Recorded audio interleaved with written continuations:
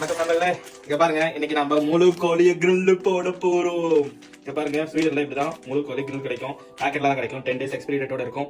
பாருங்க, இப்போ இதை கட் பண்ணி நம்ம ஃபுல் கிரில் போட போறோம். கத்தி வச்சிருக்கேன், கட் பண்ணுவோம். தோலை ஒழிச்சு இன்னைக்கு கிரில்ல போடுவோம். பாத்தீங்களா, முழு கோழி இருக்கு.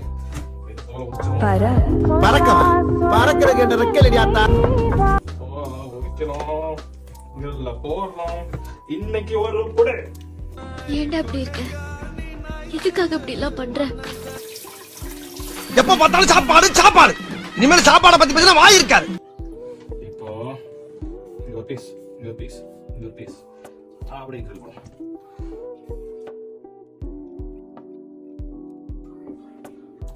சீசனிங் பவுடர் போடுவோம். 1 2 3 4 கொஞ்சம் மஞ்சள் போட்டுக்குவோம். மிளகாத்தூள்,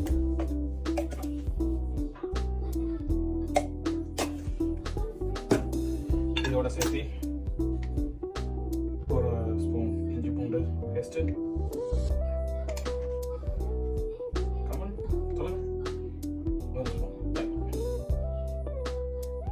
போட்டு மிக்ஸ் பண்ணிடுவோம்.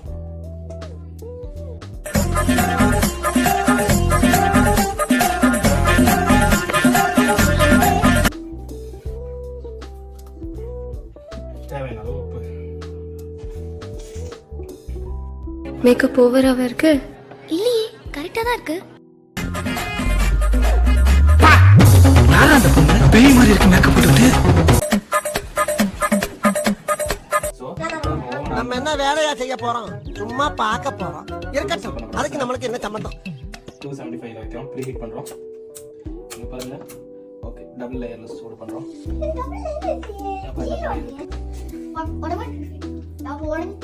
சிக்கனை எடுத்து இதுல வைக்க போறோம்.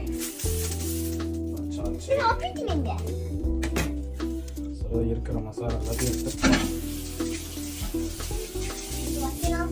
ஓகே, கிரில் எடுத்து வைக்கலாம்.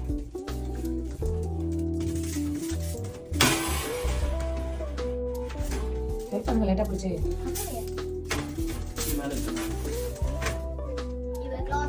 அது இடுப்புல மேல உள்ளதுல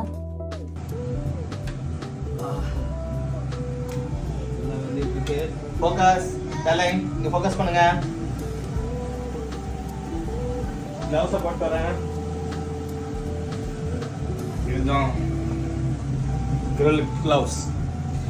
கிரில் கிளவுஸ் போட்டோம். ஸ்டார்ட் பண்ணுவோம் ஆபரேஷன்.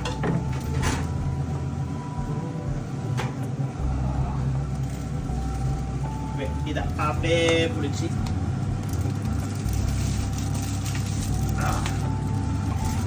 இதை எடுத்து மேலே வச்சுட்டு இதை பொறுமையா இப்போ தைப்போம்.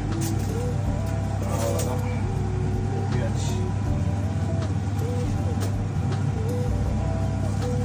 எடுத்து மறுபடியும் வேக வச்சுருவோம்.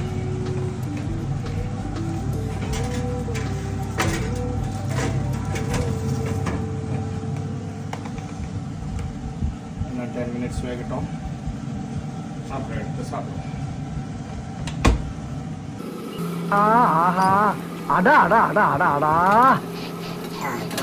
இதெல்லவோ சாப்பாடு.